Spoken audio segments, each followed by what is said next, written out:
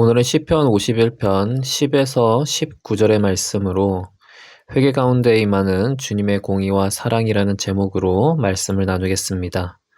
말씀을 먼저 봉독하겠습니다.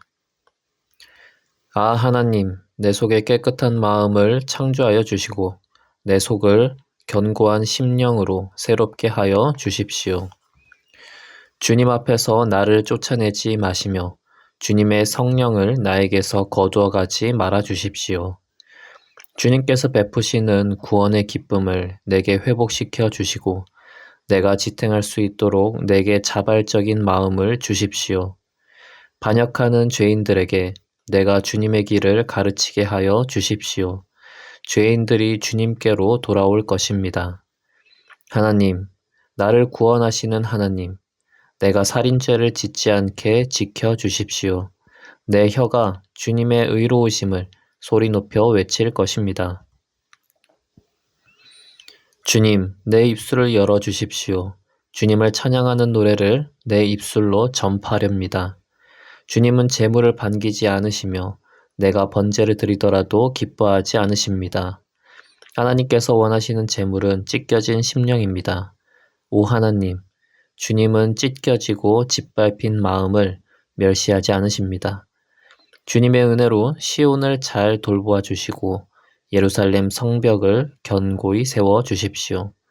그때 주님은 올바른 제사와 번제와 온전한 제물을 기쁨으로 받으실 것이니 그때 사람들이 주님의 제단 위에 숫송아지를 드릴 것입니다. 아멘. 우리는 시편 51편 1에서 9절의 말씀을 통해 다윗이 밧세바 간음 사건으로 인해 하나님께 회개하는 내용임을 보았습니다. 죄를 짓는 것은 근본적으로 하나님을 무시하고 하나님께 죄를 범하는 것이기에 다윗은 하나님께 죄를 고백하며 회개했습니다. 그리고 자신을 문둥병자와 같이 보며 자신을 깨끗이 해달라고 간구했습니다. 오늘의 내용에서도 다윗은 주님께 죄 용서를 간구하며 여러 가지 다짐을 합니다. 다윗은 앞에서 자신을 문둥병자처럼 여기며 우슬초로 정결케 해달라고 간구했습니다. 그러나 이조차도 성에 차지 않아 깨끗한 마음을 창조해달라고 간구합니다. 영적으로 새롭게 해달라고 요청하는 것인데 창조라는 단어까지 쓰며 완전히 새롭게 되기를 간구했습니다. 다윗은 자신이 저지른 죄의 참혹함을 보고 사람은 전적으로 부패하여서 죄를 지을 수밖에 없는 존재임을 깨달았습니다. 그래서 어느 정도 개선해서 될 일이 아니고 완전히 새롭게 되어야 한다는 것을 이 창조라는 단어를 쓰며 표현한 것입니다. 그리고 다윗은 성령을 거두지 말라고 간구했습니다. 다윗은 죄로 인해서 성령이 떠나간 일을 알았습니다. 삼손은 하나님의 말씀에 순종하기보다 여자를 사랑하여 주님의 말씀에 불순종하였고 머리카락이 잘리고 성령이 떠나갔습니다. 사울도 하나님의 말씀에 불순종하여 성령이 떠났습니다. 이를 다윗은 잘 알았기에 하나님께 회개하며 성령을 거두지 말라고 간구했습니다. 성령님은 죄와 함께 할 수 없습니다.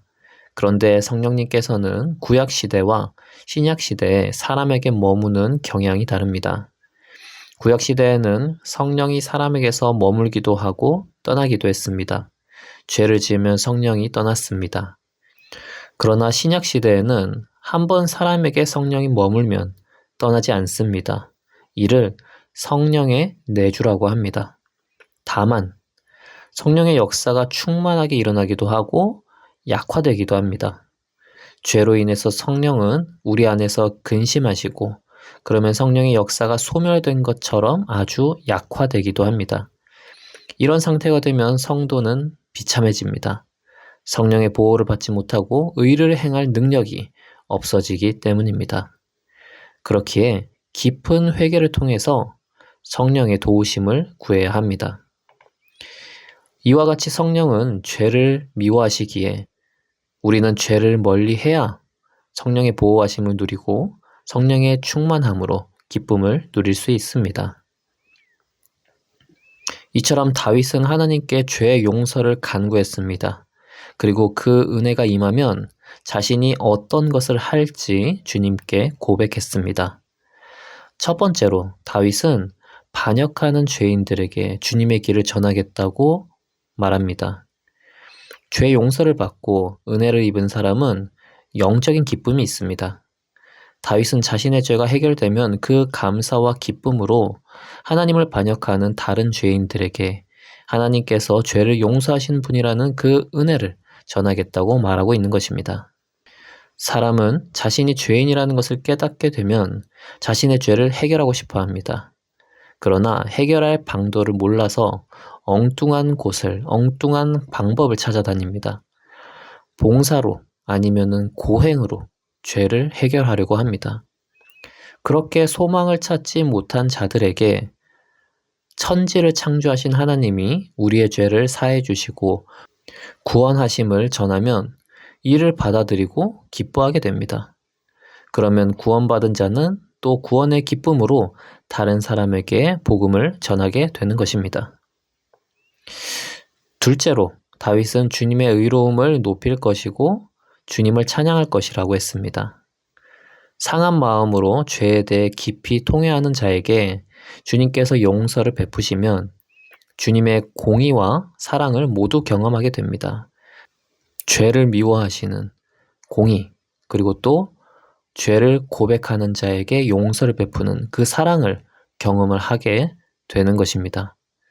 그러면 주님의 의로우심을 높이게 됩니다. 그리고 죄인의 모습으로는 영적인 자유함을 누리지 못하여 찬양이 입술에서 잘 나오지 않으나 하나님과의 관계가 회복되고 영혼의 자유함을 누리게 되면 하나님을 마음껏 찬양하게 됩니다. 다윗은 그것을 소망하며 죄의 용서를 구하고 있습니다. 그리고 다윗은 자신의 회복을 위해서만 기도하지 않고 지도자로서 이스라엘을 위해서도 기도했습니다. 다윗은 지도자의 죄가 이스라엘 공동체에 악영향을 끼친다는 것을 알았습니다. 과거 사울의 범죄는 이스라엘이 블레셋의 지배를 받게 만들었습니다. 다윗 이후에도 우리는 지도자의 타락이 이스라엘 공동체에 악영향을 끼친다는 것을 알 수 있습니다. 솔로몬의 타락은 이스라엘을 남북으로 분열시켰습니다. 그리고 이스라엘 분열 왕국 때의 왕들의 타락은 이스라엘 분열 왕국조차 멸망으로 이끌었습니다. 그렇기에 다윗은 자신의 죄로 인해 이스라엘이 피해를 입지 않도록 간구했습니다. 그만큼 지도자의 타락은 공동체에 악영향을 미칩니다. 다윗의 참회시는 자신의 구원뿐만 아니라 하나님의 공의와 사랑을 보여주고 성령님이 죄를 미워하시는 것과 공동체가 지도자의 죄에 영향을 받는다는 것까지 보여줍니다. 죄는 주님이 정말 미워하시는 것입니다. 그렇기에 죄를 미워하며 멀리해야 합니다. 그러나 죄를 지었다고 자책에 빠져 방황해서도 안 되겠습니다. 죄를 용서하시고 회복하시는 분도 하나님이십니다. 하나님께 죄를 지었으니 하나님 앞에서 먼저 죄의 문제를 해결해야 합니다. 주님 앞에서 죄의 문제를 해결받은 자는 영적인 자유함을 누리게 되고 주님의 은혜를 누리게 되며 주님을 찬양하게 될 것입니다. 이 모든 은혜는 회개하는 자에게 있습니다. 기도하겠습니다. 하나님 아버지, 주님께서는 죄를 미워하시지만 회개하지 않는 자를 더욱 미워하십니다. 우리가 우리의 죄를 주님 앞에 인정하고 죄 용서를 간구하여 주님의 공의와 사랑을 경험하게 하여 주시옵소서. 주님 앞에서 모든 문제를 해결받는 자가 되게 하여 주시옵소서. 예수님의 이름으로 기도합니다. 아멘.